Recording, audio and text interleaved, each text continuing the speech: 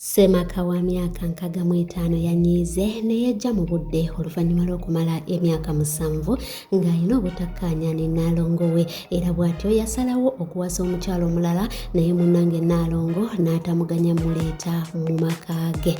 Nkwanirizaako ku Wise TV Mirembe Sylvia mukwano gange okola kyamaanyi gwe na subscribinga munnange tusimira ddala byansuso weebale nnyo weebale ddala naawe atannaba nsabye onkonereko mu kasubscribe ako kali mu kkala ready oluvannyuma okoneka notification bell obutasubwa video yonna gye tuba tutaddeyo. Abalwadde munnange mbasaasideko Mukama Katonda ayongera okubasuusa n'abaviiriddwako abantu bammwe Mukama abagumye ate n'emyoyo gy'abagenzi Mukama agiramuze ekisa.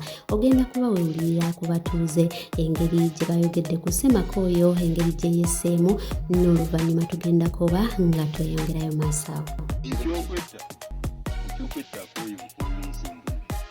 Njagala kyabataga nti nina mwekibabulire nti kyamufukako. Aya tugamba bugabi nti nno yalemereddwa okufuna omukazi eyo gyali. Namusimira ayagala abasima basimire 5 n'abateekako ettaka bamuteereko 5. Ne muganda ebintu bino byokulanga bya mangu mangu. Nangamba anze nkugambe bwendo ne muganda wera n'amugamba nti ampadde emitwalo 10 n'akimanya. Abasumba ne bamukansolinga naffe nga tuze tumukansolinga ne bamusomera Bayibuli. Bamugamba eno si enkomerero wabula tiweebwa oba olowooza ekyokwejja mu budde tiwejja mu budde tukivaako ekyokwetta koyinsingi njagala kyabataga nti nina mwekibabulire nti kyamufukako. Aya tugamba bugabi nti nno yalemereddwa okufuna omukazi eyo gyali. Kola ekintu akati kyo kyengenda okukola nga kikola n'obumaliirivu kaakati n'atandika okubeera ng'avuma abaana abavuma temundeetera mmere ya mmwe sijja kugirya. Nze namanya bumanyi nti Salo ng'atuuse okufa bangamba amaze okubagamba okumuwa emmere kati agenda kubeera wa kubanga ebbanga lye yeeraalikidde yagula ebimuziika byonna katula nti abadde kuwooda era abirina mu nju byonna yabipakira biri biti kati amaze ebbanga ng'alina ekigendererwa kye nga ne bw'omukansolinga ne bw'omuteekawa takola ki. Ne mugamba nti abasajja baawukana n'abakazi n'ate gwe akazito okowuteeka ku mukyala wo yakuloga bituufu ne mubuuza mu buyinza bwabaayo amalogo era kati ne bakusiba Saalongo ne baleeta Nnaalongo omulumiriza n'ekizibu kyekyo ddala n'omuga nti batukutwaleko mu kukomera bakusibeyo emyezi 2 nanga naye mukyala munika omanyira kati bansibe emyezi 2 kozeeki ate era nga bawokinoonyereza takiina. Si buli mbeera yonna gy'oyitamu nti oba okomye oba buli kunyigirizibwa kwonna kw'ofuna nti obulamu buba bukomyawo. Olunaku lumu ogenda kuba muwanguzi n'okukirawo. Okwetta si solution emalawo byonna. Kitalo nnyo kitalo ddala omwoyo gw'omugenzi Mukama agulamuze ekisa. Eyo bwe nvaayo ate nziruse emisinde paka eyo mu mambuka eyo lira omukyala ow'abaana 7 oba mukyala mukulu bw'ati alemesezza Batomasi okukuba Debula ekidaala era munnange Mikolo agirinnyeemu egere naye ng'alina ebbaluwa eyabadde eva mu kooti ng'eragira embaga eno okukoma obuteeyongerayo ate nga y'omwami agamba nti omukyala ono yali yamukoowa olw'obwenzi bwe ng'amukwatira mu bwenzi mu basajja ab'enjawulo era n'asalawo yeetwalire Debula yababeera omukuumi we oba omubeezi we ng'ono omukyala omukulu munnange amwesumye. Ogenda kuba obyewulirako mu lufuutifuuti nga we byabadde eruddeyo tugenda kuba tweyongerayo maaso.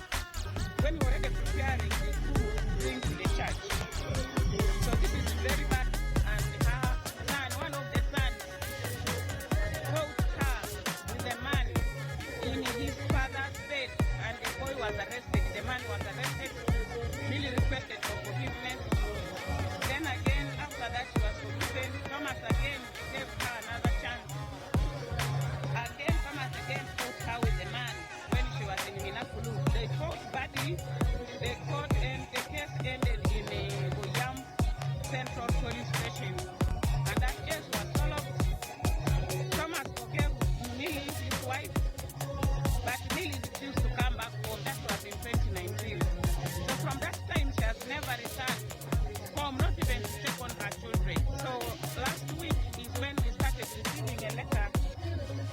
started. No, not the catechist, the reverend. Ofunze ekyo kye bayita embaga okusasika. Ate eyo bwe nvaayo nabagambako mu mawulire gaffe gye buvuddeko katono nti gwe wenna gwe baakuba ekipapula mu Kampala ng'okozesa bubi ekidduka tosibye musipi togoberedde mateeka agali ku nguudo nti emmotoka yo egenda kuggibwa ku kkubo. Munnange okwewala ebyo dduka bunnambiro osasule ssente ezo ezaakugerekerwako kubanga leero Mande era ekikwekweto kitandise leero. Ngenda kuba nkulekera akatambi kano nga omupoliisi ayogera ku ngeri yonna egenda okubeerawo oba gye bagenda okukolamu ebintu byabwe kubanga leero lwe lunaku lwa Mande.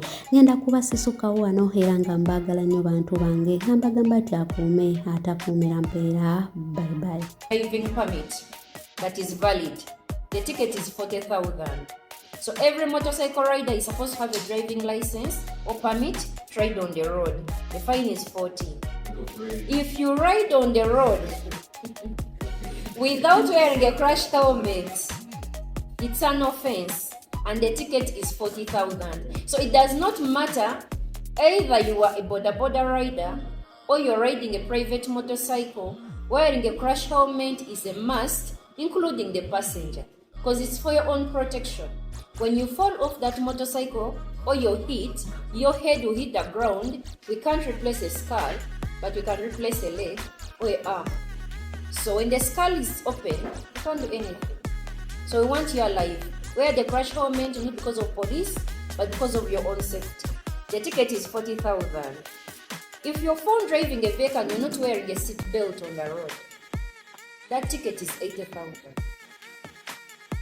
So wherever you sit on that steering in the car, wear the seat belt. People always call me, Madam, you see I was just reversing. Parking is just nearby. Once the vehicle is going on ignition, switch the key on, seat belt on. It's a must. We don't look at the distance. If you don't comply, the ticket is 80,000. We have passengers who don't want to wear seat belts in the vehicles. If you're found in the vehicle, you're not wearing a seat belt, you're going to be penalized with a ticket of 20,000. So the driver of the car, make sure everyone seated in your car is wearing a seat belt. If not so, you'll be held responsible for all your passengers and each one will receive a ticket of 20. So if you have 4 people in your car and they're all not wearing seat belts, that's 8. So think twice. Those ones found using a handheld mobile telephone while driving. The law is clear. Using a handheld mobile telephone while driving. A telephone has accessories. So don't ask me about Bluetooth. It's an accessory. Don't ask me about the earphone. It's part of the mobile phone. So don't use anything like a phone when driving. It distracts us when we are driving. So if you need to communicate, you need to WhatsApp, Twitter, anything you want to do on social media using your phone, park aside, in a parking point, not anywhere. Do whatever you want to do with your phone, get back on the road. If you're found with that phone, using it to do anything, the ticket is 100,000 shillings. People keep petitioning and calling me all the time. Madam, you are the head of EPS. This officer here is giving me a ticket.